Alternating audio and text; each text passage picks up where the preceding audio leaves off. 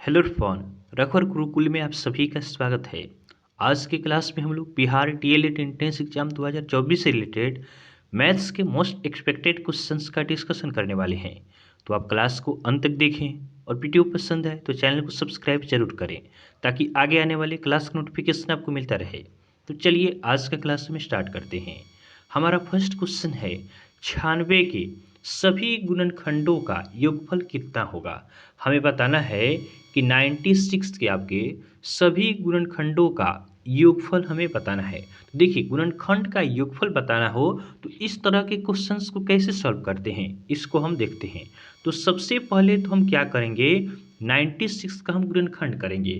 तो ये आपका 2 से जाएगा, पहले कितना बार में जाएगा तो 48 बार में जाएगा। फिर 2 से हम देंगे तो ये आपका जाएगा कितना बार में 24 से जाएगा।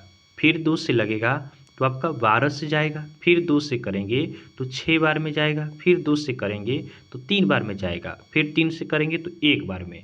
तो 96 का गुणनखंड हमको कितना मिल गया। 96 का गुणनखंड देखें तो 2 आपका आया है 1 2 3 4 5। 2 आपका 5 पर आया है अर्थात 2 का पावर 5 हो गया। उसके बाद बात करें 3 आपका 1 बार आया है तो 3 का पावर कितना हो गया 1 हो गया। अब देखिए यहाँ पे गुणनखंडों का हमें योग बताना है। तो गुणनखंडों का योग पूछेगा तो हम इसको कैसे सॉल्व करते हैं। देखिए तो 2 का पावर 5 है तो इसको हम क्या करेंगे ऐड करेंगे 2 के पावर 0 से लेकर 2 के पावर 5 तक। तो 2 का पावर 0 प्लस में 2 का पावर 1 प्लस 2 का पावर 2 प्लस 2 का पावर 3 प्लस 2 का पावर 4 प्लस में आपका 2 का पावर 5 इतना हो गया। फिर बीच में मल्टीप्लाई है। फिर 3 के पावर 1 तक हम जाएंगे तो 3 का पावर 0 प्लस में क्या हो जाएगा 3 का पावर 1 हो जाएगा। अब देखिए इसको सॉल्व करेंगे तो किसी भी संख्या का पावर अगर 0 हो तो उसका वैल्यू कितना होता है तो इसका वैल्यू आपका 1 हो जाएगा। उसके बाद 2 का पावर 1 का वैल्यू कितना होगा 2 होगा। 2 का पावर 2 है तो कितना हो जाएगा 4 होगा। उसी तरह 2 का पावर 3 है तो 8 हो जाएगा। 2 का पावर 4 है तो कितना हो जाएगा 16 हो जाएगा। 2 का पावर 5 है तो कितना हो जाएगा 32 हो जाएगा। फिर यहाँ पे हम देखें तो इसमें मल्टीप्लाई करना है 3 के पावर 0 प्लस 3 का पावर 1 से। तो फिर 3 का पावर 0 है तो किसी भी संख्या का पावर 0 होगा तो उसका वैल्यू कितना हो जाएगा 1 प्लस 3 का पावर 1 कितना होगा 3 होगा। अब दोनों को हम जोड़कर मल्टीप्लाई कर देंगे। इसको हम जोड़ेंगे तो 1 2 कितना हो गया 3 हो गया। 3 4 7 हो गया। 7 8 कितना हो गया 15 हो गया। 15 15 30 आ 1 कितना हो गया 31 हो गया। 31 में हम क्या करते हैं 30 जोड़ते हैं तो आपका कितना हो गया 61 हो गया। और इसमें 2 जोड़ देंगे तो कितना हो जाएगा 63 हो जाएगा। 63 गुना 3 1 4 हो गया। इसको हम मल्टीप्लाई कर देंगे तो हमारा आंसर आ जाएगा। मल्टीप्लाई करेंगे तो आ जाएगा 252। यही हमारा क्या हो जाएगा आंसर हो जाएगा। तो ऑप्शन ए हमारा सही आंसर होगा। तो देखिए गुणनखंडों का योग बोलेगा तो सबसे पहले तो हम गुणनखंड निकालेंगे।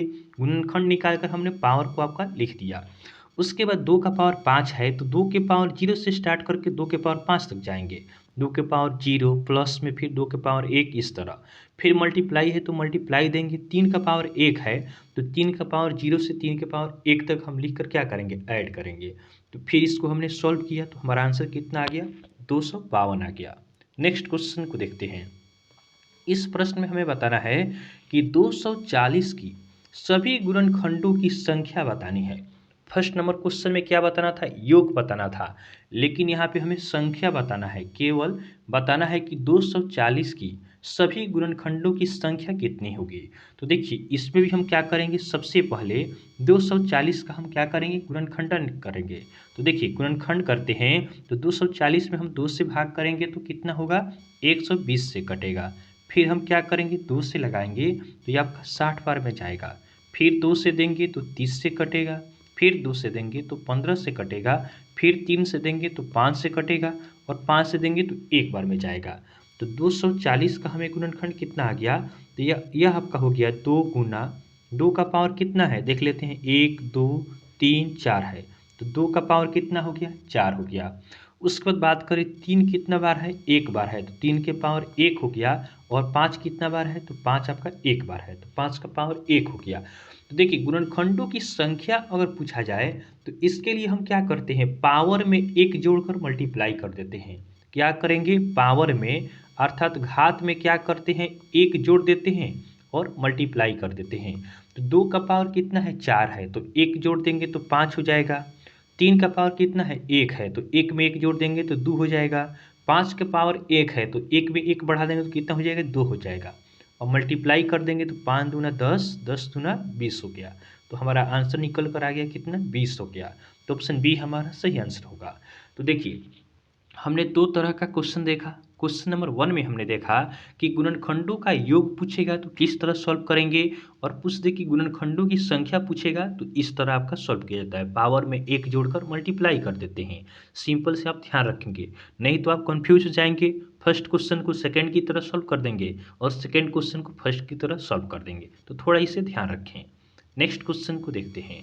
अगला प्रश्न हमारा है, एक समबाहु त्रिभुज में कितनी सममित रेखाएं होती है। हमें बताना है कि जो आपका समबाहु त्रिभुज अर्थात जो आपका इक्विलेटरल ट्रायंगल होता है, इसमें कितनी आपकी सिमेट्री लाइन होती है। देखिए सममित रेखा किसे कहते हैं, तो सममित रेखा उसे कहा जाता है, जैसे मान लीजिए यहाँ पे क्या है, एक वर्ग हो गया, तो इसको बीचों बीच से हम क्या करते हैं, काट देंगे, तो जो भाग इधर है वही भाग आपका इधर बचेगा।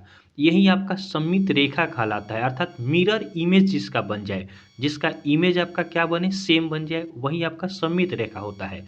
तो हमें बताना है समबाहु त्रिभुज में, तो समबाहु त्रिभुज अर्थात जिसके तीनों भुजा क्या होते हैं, बराबर होते हैं। तो समबाहु त्रिभुज के तीनों भुजा आपका क्या होता है, बराबर होता है। तो समबाहु त्रिभुज में सममित रेखाएं, इनकी संख्या आपका 3 होता है। तो ऑप्शन सी हमारा सही आंसर होगा। इसी के साथ साथ आप ध्यान रखेंगे कि वहीं पूछ लिया आपसे समद्विबाहु त्रिभुज के बारे में, कि समद्विबाहु त्रिभुज में आपके कितने सममित रेखाएं होते हैं। तो समद्विबाहु में आपका सममित रेखाओं की संख्या केवल 1 होता है। वहीं हम बात करें जो आपका विषमबाहु त्रिभुज होता है, तो विषमबाहु त्रिभुज में कोई भी आपका सममित रेखा नहीं होता है, तो आप इसे भी ध्यान रखेंगे। वहीं आपसे पूछ ले समानांतर चतुर्भुज अर्थात पैरेललोग्राम, तो पैरेललोग्राम जो होता है इसमें भी आपका कोई भी सममित रेखा नहीं होता है। वहीं हम बात करें रोम्बस का अर्थात समचतुर्भुज का, समचतुर्भुज की बात करें तो इसमें सममित रेखाएं कितनी होती है, तो इसमें आपका 2 होता है। समचतुर्भुज अर्थात रोम्बस हो गया। वहीं हम बात करें आयत की, कि आयत में आपका सममित रेखा कितना होता है, तो आयत में सममित रेखा आपका 2 होता है। वहीं पूछा जाए आपका वर्ग में सममित रेखा कितना होगा, तो वर्ग में आपका 4 होता है। तो इस तरह आप इन सभी को ध्यान रखेंगे, कोई भी क्वेश्चन आपसे पूछा जा सकता है। तो सममित से रिलेटेड आपका क्वेश्चन अगर पूछा जाता है तो इतना ही से पूछा जाएगा, इससे बाहर क्वेश्चन नहीं आएगा। नेक्स्ट क्वेश्चन को हम देखते हैं। अगला प्रश्न हमारा है, 3 संरेखीय बिंदु अर्थात कॉलिनियर पॉइंट से कितनी रेखा खींची जा सकती है। तो देखिए संरेख बिंदु क्या होता है, तो संरेख बिंदु होता है वह बिंदु जो आपका एक ही रेखा पर स्थित हो, उसी को क्या कहा जाता है, संरेख बिंदु कहा जाता है। तो 3 संरेख बिंदु है, तो 3 संरेख बिंदु है, तो 3 संरेख बिंदु से कितना रेखा खींचा जाएगा। तो देखिए 3 संरेख, तो संरेख का मतलब ही होता है कि एक ही रेखा पर हो, तो कितना लाइन खींचा जाएगा, एक ही लाइन खींचा जा सकता है। तो हमारा आंसर क्या होगा, ऑप्शन ए हमारा सही आंसर होगा, कि 3 संरेख बिंदु से आपका केवल एक लाइन आपका खींचा जा सकता है। अब क्वेश्चन आपसे हम पूछते हैं कि एक बिंदु से कितना लाइन खींचा जा सकता है, तो एक बिंदु से आपका अनंत रेखा खींची जा सकती है। एक बिंदु से हम जितना रेखा चाहें उतना रेखा आपका खींच सकते हैं। तो एक बिंदु से आपका अनंत रेखा खींची जाएगी। वहीं आपसे पूछे कि 2 बिंदु से कितनी रेखा खींची जाएगी, तो 2 बिंदु से आपका केवल एक रेखा खींची जाती है। 2 बिंदु से कितनी रेखा खींची जाएगी, तो केवल एक रेखा खींची जाएगी। नेक्स्ट क्वेश्चन को देखते हैं। अगला प्रश्न हमारा है, 2 कोण जिनका योग 180 डिग्री हो क्या कहलाते हैं, यह हमें बताना है। तो देखिए 2 कोण, जैसे मान लेते हैं 2 कोण आपका है x + y, इन दोनों का सम आपका कितना है, 180 डिग्री है, तो इसे क्या कहेंगे। तो 2 कोण जिनके योग आपके 180 डिग्री होते हैं उन्हें कहा जाता है समपूरक कोण। क्या कहते हैं, समपूरक कोण कहते हैं, अर्थात सप्लीमेंट्री एंगल कहा जाता है। समपूरक कोण को इंग्लिश में क्या कहते हैं, समपूरक कोण को इंग्लिश में कहते हैं सप्लीमेंट्री एंगल। तो 2 कोण जिनके योग आपके 180 डिग्री हो उसे हम कहते हैं समपूरक कोण। वही बात करें कि दो कोण जिनके सम आपके 90 डिग्री हो, उससे क्या कहा जाएगा? तो दो कोण जिनके सम आपके 90 डिग्री होते हैं उसे कहा जाता है पूरक कोण। क्या कहते हैं? पूरक कोण कहते हैं, अर्थात इंग्लिश में इसे कहते हैं कॉम्प्लीमेंट्री एंगल कहते हैं। वहीं आपसे पूछ लिया जाए कि आपका जो ऋजु कोण होता है, अर्थात जो सरल कोण होता है, वह कितने डिग्री का होता है? तो सरल कोण आपका अर्थात स्ट्रेट एंगल जो होता है यह आपका 180 डिग्री का होता है। वही आपसे पूछ ले कि रिफ्लेक्स एंगल अर्थात आपका प्रतिवर्ती जो कोण होता है यह कितने डिग्री का होता है? तो प्रतिवर्ती कोण जो होगा यह आपका 180 डिग्री से अधिक होगा और छोटा आपका होता है कितना से? 360 डिग्री से होता है। तो आप इन सभी पॉइंट्स को ध्यान रखेंगे। नेक्स्ट क्वेश्चन को देखते हैं। अगला प्रश्न है, किसी त्रिभुजीय आधार के प्रिज्म में कितने शीर्ष होते हैं? हमें बताना है कि किसी त्रिभुजीय आधार के प्रिज्म में कितने शीर्ष होते हैं।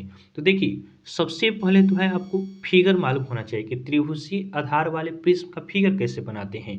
तो देखिए, प्रिज्म का बात होगा तो त्रिभुजीय आधार है तो आधार में त्रिभुज होगा, तो आपका शीर्ष में भी क्या होगा? त्रिभुज होगा। जैसे इसको हम ड्रॉ करें तो जैसे त्रिभुजीय आधार वाला हमें बताना है, तो यह आपका त्रिभुज हो गया, तो ऊपर भी आपका त्रिभुज ही होगा। त्रिभुजीय आधार वाले प्रिज्म में प्रिज्म आपका ऐसा फिगर बनाया जाता है। तो देखिए, त्रिभुजीय आधार वाला प्रिज्म हो गया, तो इसमें पूछा जा रहा है शीर्ष कितने हैं। तो अब आप आसानी से शीर्ष को काउंट कर सकते हैं। कितने शीर्ष हैं? ऊपर 3 है और नीचे आपके 3 है, तो टोटल शीर्ष कितना हो गया? 6 हो गया। ऑप्शन डी हमारा सही आंसर है। तो देखिए, त्रिभुजीय आधार वाले प्रिज्म हो गया, तो प्रिज्म में क्या होगा? नीचे त्रिभुज कहेगा तो ऊपर भी त्रिभुज ही बनाएंगे। जैसे वहीं आपसे पूछ ले कि क्या है, जैसे आयताकार पूछ ले, आयताकार आपका क्या है? आधार वाले प्रिज्म में, तो नीचे 4 है तो ऊपर भी कितना होगा? ऊपर भी आपका 4 होगा। और फिर इसको हम क्या करेंगे? इसको हम मैच करते हैं। इसको हम क्या कर देंगे? मैच कर देंगे। तो इसमें कितना शीर्ष होगा? 4 नीचे 4 ऊपर 8 हो जाएगा। तो इस तरह आप ध्यान रखेंगे। नेक्स्ट क्वेश्चन को देखते हैं। अगला प्रश्न हमारा है, किसी त्रिभुजाकार पिरामिड में कितने शीर्ष होते हैं? अब बात हमें करना है पिरामिड का। तो पिरामिड में ऊपर आपका कोण बनता है। पिरामिड में क्या होता है?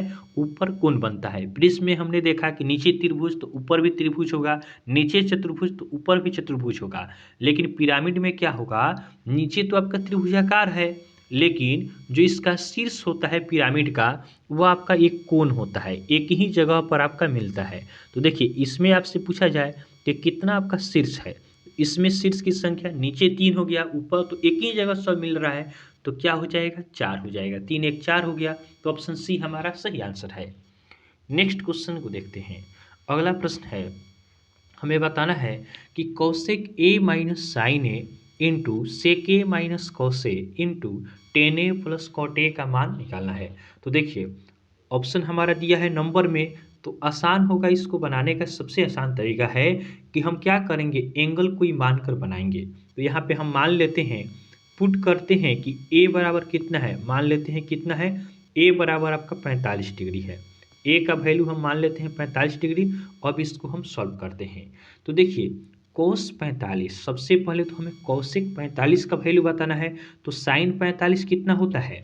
साइन 45 हम जानते हैं 1/√2 होता है, तो इसका उल्टा हो जाएगा कौशिक 45। तो कौशिक 45 का वैल्यू आपका √2 होता है। ट्रिगो का हमने कॉन्सेप्ट पढ़ाया है, आप उसे जरूर पढ़ें, ताकि त्रिकोणमिति का क्वेश्चन 2 से 3 क्वेश्चन पूछ जाते हैं, आपका क्लियर हो जाएगा। तो कौशिक 45 का वैल्यू √2 होता है। साइन 45 का वैल्यू कितना होता है? 1/√2 होता है। उसी तरह सेक 45 का भी वैल्यू आपका √2 होता है। और बात करें कोस 45, तो इसका वैल्यू आपका 1/√2 होता है।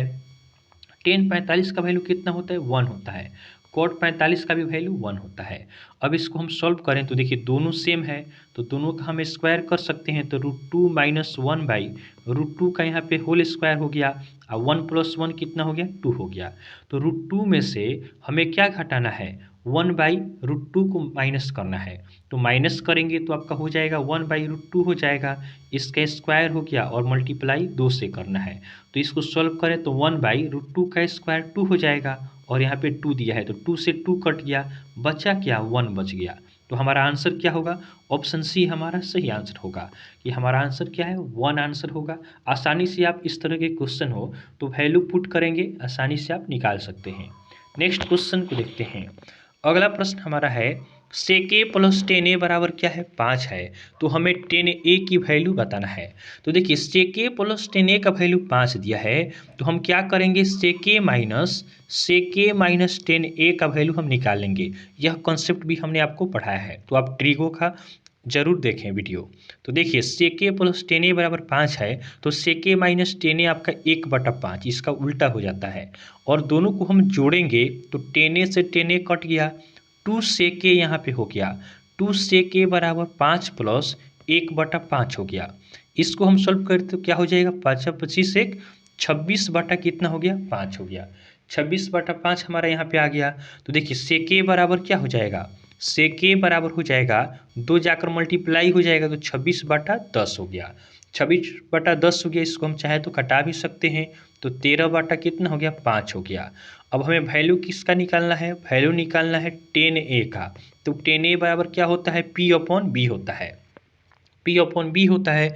और sec a बराबर क्या होता है? H/B होता है। तो H का वैल्यू हमें मालूम है और B का वैल्यू मालूम है, तो P का वैल्यू निकाल लेंगे। तो P का वैल्यू निकालेंगे तो अंडर रूट आपका h² माइनस b² होगा।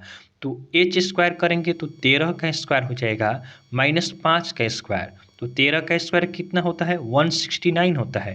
5 का आपका 25 होता है। तो रूट के अंदर 144 हो गया, बाहर निकलेगा तो आपको 12 हो गया। तो P का वैल्यू 12 मिल गया। तो P का वैल्यू 12 हो जाएगा और P का वैल्यू कितना है? 5 है। हमारा आंसर कितना आएगा? 12/5 आंसर होगा, जो ऑप्शन ए में दिया है। तो ऑप्शन ए हमारा सही आंसर है। नेक्स्ट क्वेश्चन को देखते हैं। अगला प्रश्न हमारा है, यदि x का मान y के मान से 25% अधिक है तो y का मान x के मान से कितना कम है? यह हमें बताना है। तो देखिए हम x और y यहाँ पे लेते हैं। कह रहा है कि x का मान y के मान से 25% अधिक है, तो y का मान हम मान लेते हैं 100। तो x का मान 25% अधिक है तो कितना हो जाएगा? 125 हो जाएगा। अब हमसे पूछा जा रहा है तो y का मान हमें क्या बताना है? y का मान x के मान से कितना कम है, हमें बताना है कि y का मान आपका x के मान से कितना कम है। तो इन दोनों का अंतर निकालेंगे तो अंतर कितना हो गया? अंतर आपका 25 हो गया।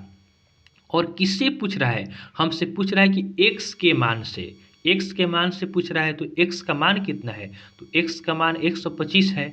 आप परसेंटेज के लिए हम क्या करते हैं? 100% से मल्टीप्लाई करते हैं। तो 25 से डिवाइड करेंगे तो 5 बार में जाएगा, 5 से इसको काट देंगे तो 20 बार में जाएगा। तो हमारा आंसर क्या निकल कर आ गया? 20% हमारा आंसर हो गया।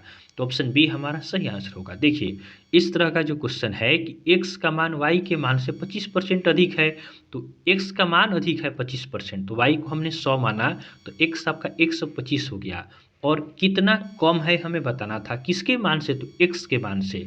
तो कितना कम है? तो 25 कम है। किसके मान से? तो x के। तो x का वैल्यू लिख दिए 125 और मल्टीप्लाई 100% से कर दिए, कटा देंगे तो 20% हमारा आंसर हो जाएगा। तो इस तरह हमने बिहार टीएलएट इंट्रेंस एग्जाम 2024 से रिलेटेड मैथ के मोस्ट एक्सपेक्टेड क्वेश्चंस का डिस्कशन किया है। तो आपको क्लास पसंद आया हो तो आप वीडियो को लाइक करें और चैनल को सब्सक्राइब जरूर करें। तो चलिए आज के लिए हम इतना ही रखते हैं, फिर नेक्स्ट क्लास में आपसे मिलेंगे। तब तक के लिए धन्यवाद।